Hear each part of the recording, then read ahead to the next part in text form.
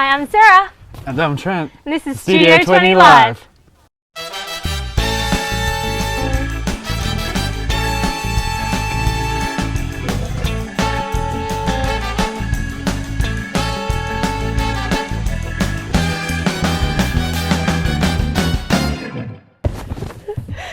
Welcome back. We've got Season 2. Season 2. Episode 2. Episode 2, but week 1.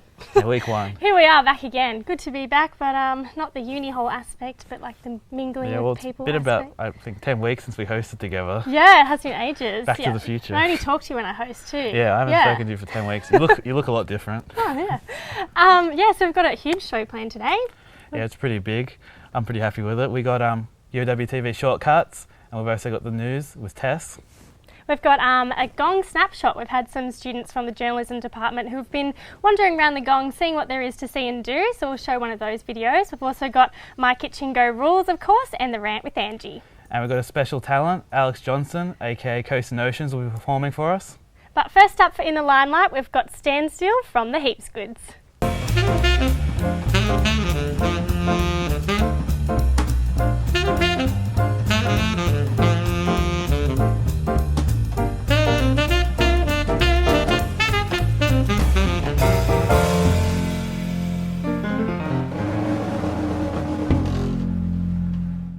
Thanks heaps for joining us, Standstill.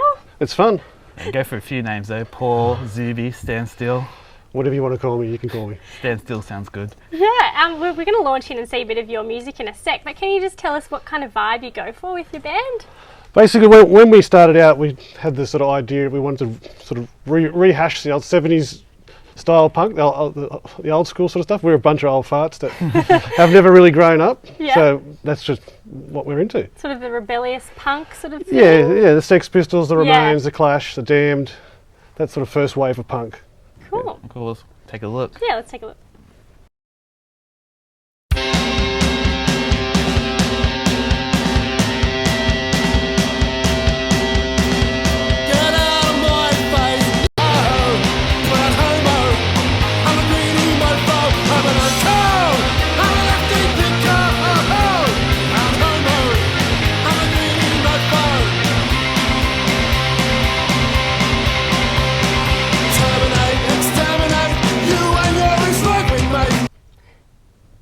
Oh well, that was very Sex Pistols. I can see where your influence comes from. Yeah. But in your video, you have lots of animation going on.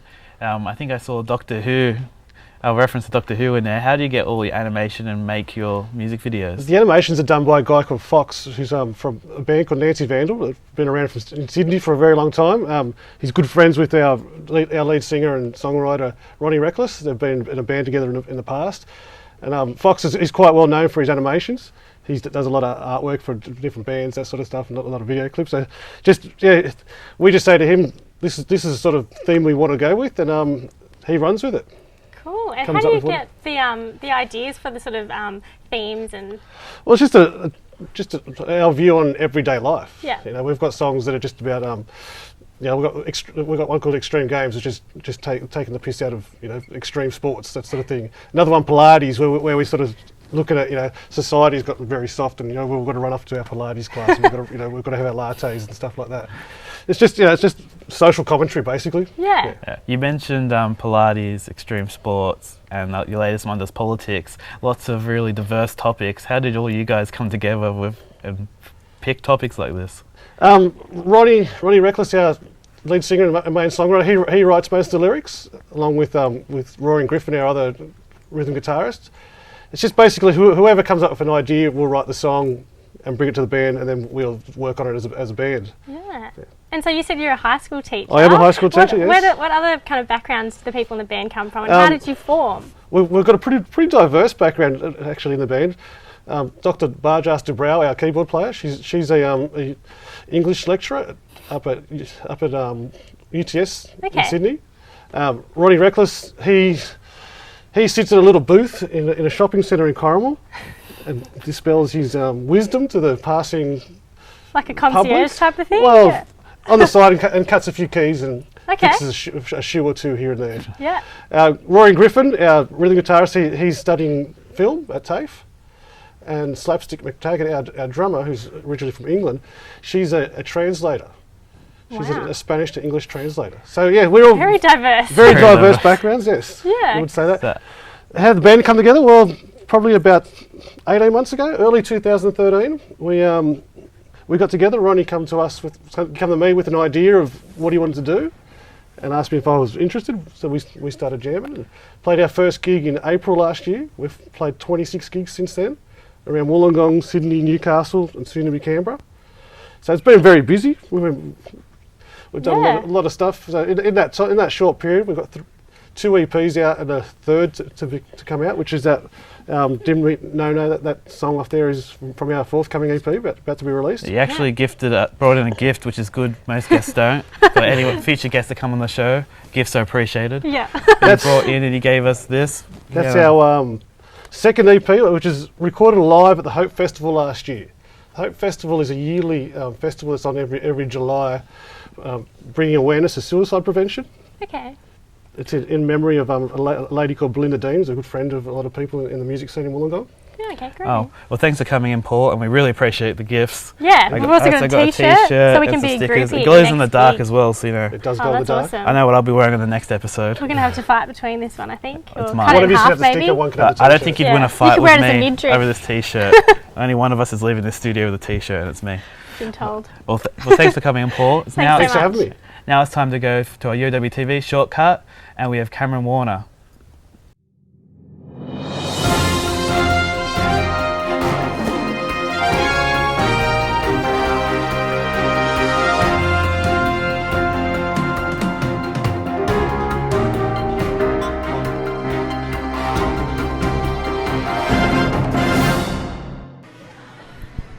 As graduation rolls around again, many are celebrating their newly attained degrees with a drink. But whether you're a graduate or not, most young people in the Illawarra would admit to occasionally going a little too hard on the sauce. The controlled drinking program at Northfields Clinic is run by provisional psychologist Carol Keane. It's now in its second year and aims at giving people the know-how to ensure a night out doesn't go too far. The idea of the program is to help people identify their drinking patterns, and then perhaps identify where some of those patterns have become out of their control a little bit, and then it's about raising awareness of that, and then teaching very simple tips and etc. that makes drinking within the social context. We went around campus and asked students what they thought of some of the proposed techniques. A simple thing like eating before you go out. Depends. I guess if it's during the day, probably not so much. But if I'm going to go out, I normally have dinner. Maybe having a limited amount of money with you. Before I go out, I take let's say $100 or $50, and then when it's all done, my friends have to buy me drinks. You can always take out more, or if you're drunk. Perhaps it'd be helpful to keep a drinking diary, just so that they're actually aware of a pattern of drinking over time. I can't even keep a food diary. There's no way I'm going to keep a drink diary. No, I don't do that. Most of the time when I get drunk, I don't even remember what happened the next day anyway, so. That's interesting about the drinking diary. I wonder how many people would actually take that up. That's awesome, but I don't know. I can't even keep a diary of my innermost thoughts. I don't know if I'll keep one about drinking. You might write your first 3 down, but then you might forget after that. But Yeah.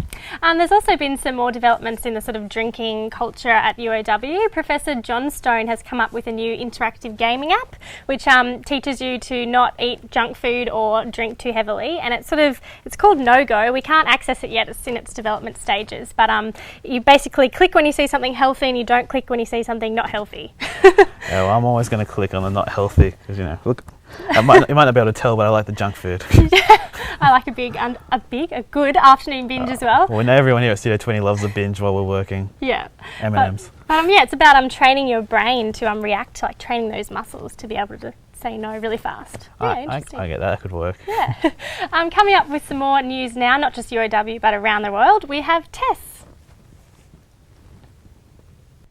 Thanks, Sarah.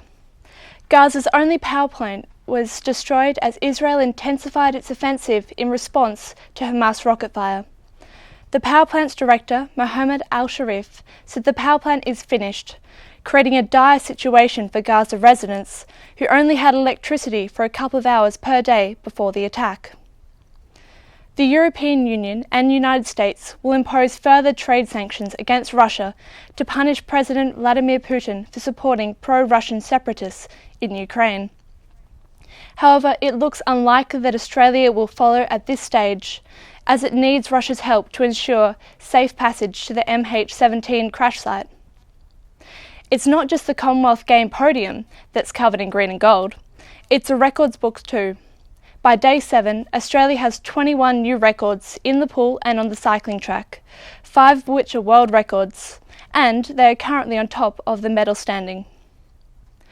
The success of Wollongong University's materials research is now recognised on a world stage after researchers received $25 million to fund their vision yesterday. A centre was launched helping to make Wollongong an international leader of the material research efforts. Lake Illawarra's water woes might become a bit clearer if a second lake opening was created, according to ex-University of Wollongong lecturer Anton Dominus. The lake, which is exposed to pollutants, could benefit from consistent seawater cleansing the basin, and it has the potential to become an ecotourism attraction.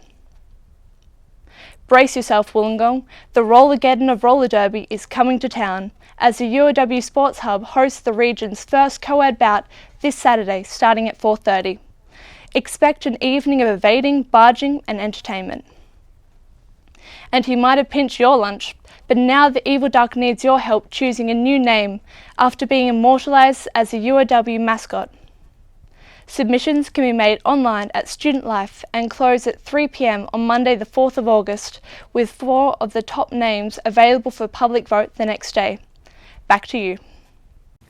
That's good to keep the memory going of the duck. Did it ever attack your food? Yeah, well, actually held me at gunpoint last week to get my food. Wow. Yeah, it was pretty scary. Didn't the evil duck passed away, didn't it? But it's got maybe evil kids now. Yeah. Kids? What a about really, ducks really called? evil, demented bloodline of ducks going around the uni. Yeah, but I think they've actually taken the design of this evil duck to match the one that was the first evil duck. Yeah. What do you think we should call her, the new evil duck? Well, I thought Evie, the evil duck, but I think it looks like a fella. So I think Gunner.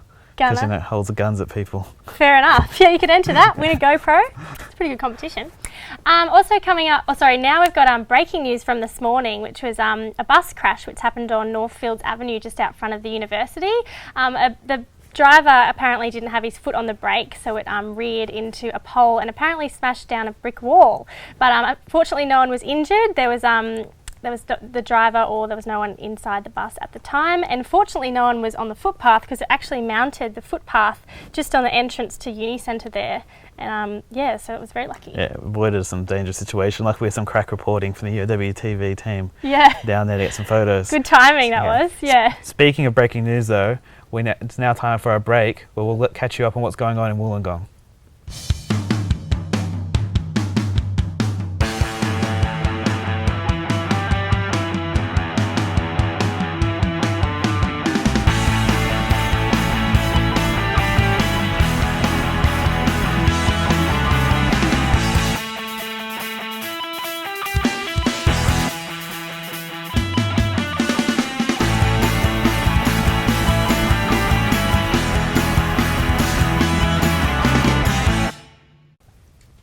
So the Springs Career Fair is a pretty big one happening.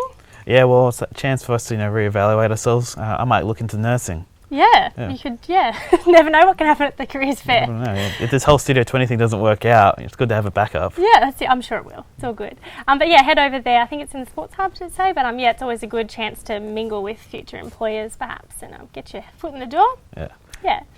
Coming up now, though, we've got Gong Snapshot. This is a project which was by third-year journalism students, and they basically went around the Illawarra to talk about different outdoor, cultural or historical things that the Illawarra offers. And today we've got Amy Lindley, who's talking about the mystical? It's like mystery and historical in one. Good combination, Sarah. Amy's talking about Pucky's estate and the ghosts that are there.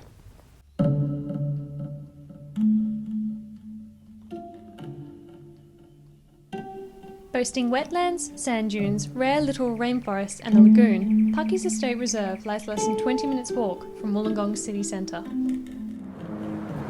An official annex of the Wollongong Botanic Gardens, this coastal nature reserve has an eerie beauty. But even more mysterious is the man for whom it was named after, Mr. Courtney Pucky.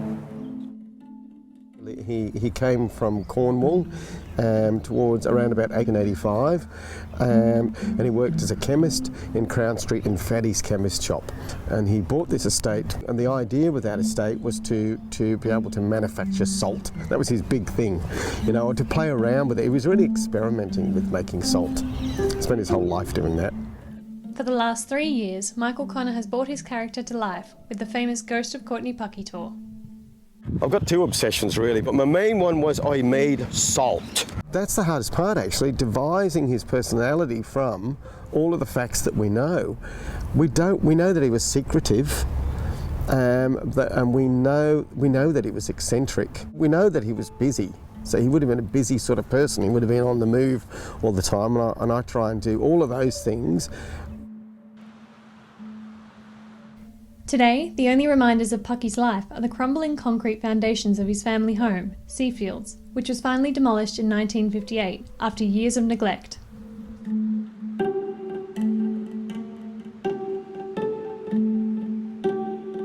So he built the lower levels first, and he actually lived there. Him and his family lived there, so it was 3 girls and his wife.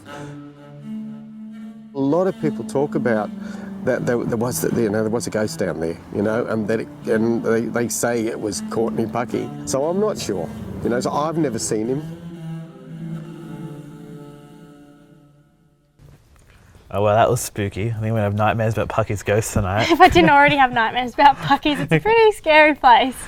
Yeah, well, I don't think anyone will be taking a trip down there anytime soon with all Pucky's ghost hanging around. Yeah, and maybe real life people coming out of the bushes too. But you know what I do when I'm scared? I eat. So it's a perfect time to go to My Kitchen Go Rules with Claire, who's cooking s'mores. I can't wait.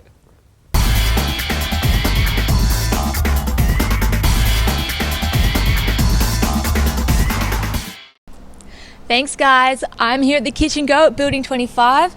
Not as glamorous as our last location from New York, but I am making a food today straight from the US of A. Today I'm going to show you how to make s'mores in Australia. Now the big complaint is always that there are no graham crackers in Australia. I've found the solution, so don't worry. So what you are going to need, of course, are marshmallows, major component. You need some chocolate. I've grabbed the dairy milk buttons just because then you don't have to worry about breaking blocks up or anything like that, and they're a good width as well. And our equivalent of graham crackers, we have Arnott's Milk Arrow biscuits. It tastes exactly the same, so get excited, you can now make s'mores in Australia. Now, first things first, also just grab a paper towel from a nearby bathroom or something, because when you microwave marshmallows, they do tend to explode just a little bit, so that just keeps the microwave nice and clean when you're done. Then all you need to do is get the biscuit, put the chocolate on, and then the marshmallow on top. I like to put the chocolate on the bottom because then when the marshmallow heats up, it makes it all nice and melty. So you get a little s'more tower going. Then all you need to do, whack it in the microwave. The time depends on you and also on your microwave. I like to put it in for 7 seconds because it just gets the marshmallow melted and just oozes it everywhere, but keeps the chocolate just a little bit crunchy, but everyone's different. Now the marshmallow may fall off the top of your s'more. Don't worry, just grab it, smush it back on the top, and voila, your very own s'more made at UOW. While I enjoy this, back to you guys in the studio.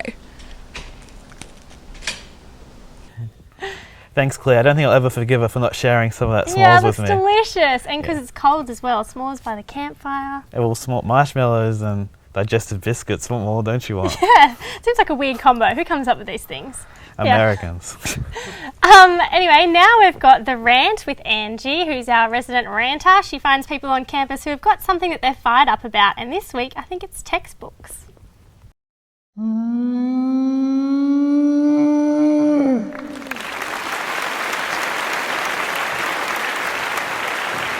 Hey guys, it's textbook season time. Let's see what people have to say. Textbooks are really expensive.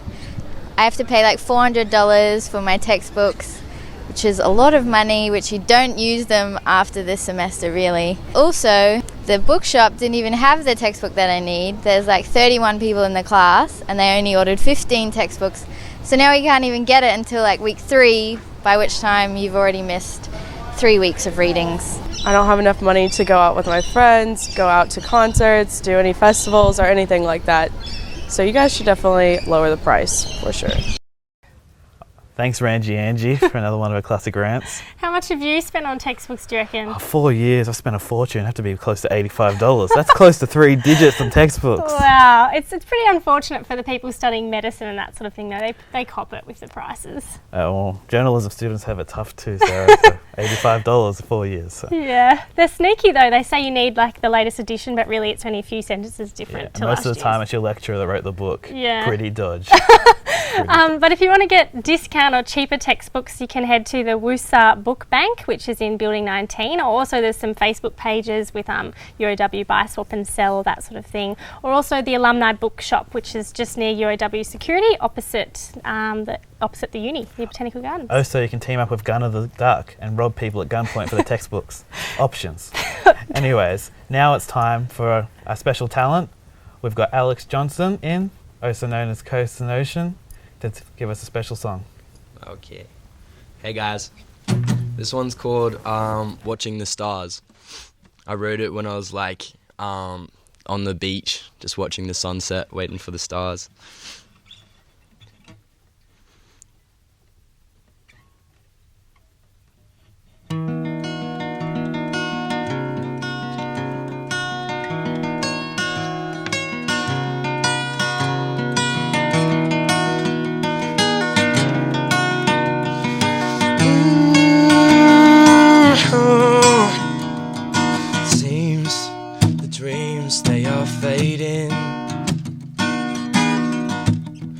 What I noticed about myself.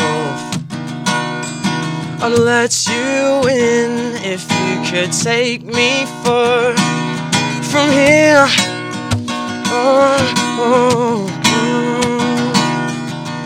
And she turned, she said to me, don't let dreams worth waiting for fade, 'cause they're what they seem. So let me in, just let me in, let's try.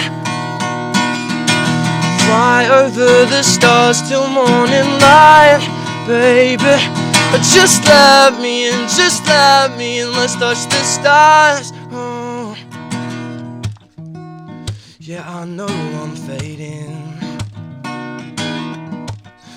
Oh, but I can stop this. Oh, I just need to know, I just need to know how it feels.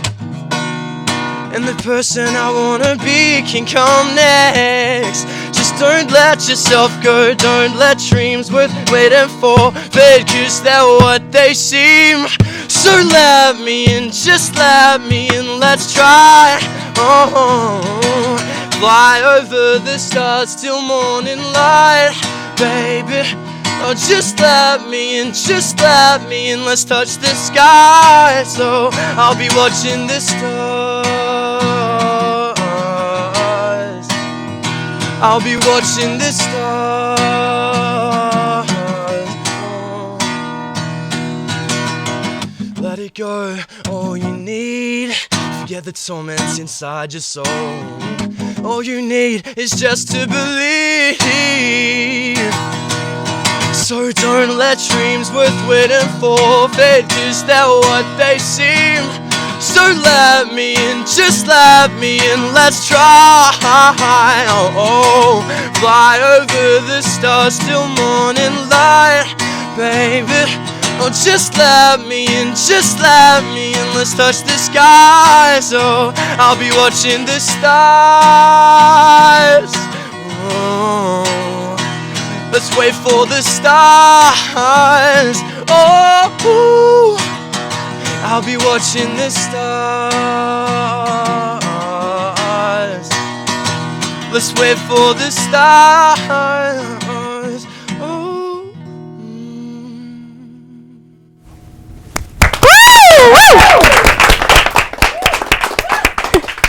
Thank you so much. You're fantastic. Wow. Thanks, Sarah.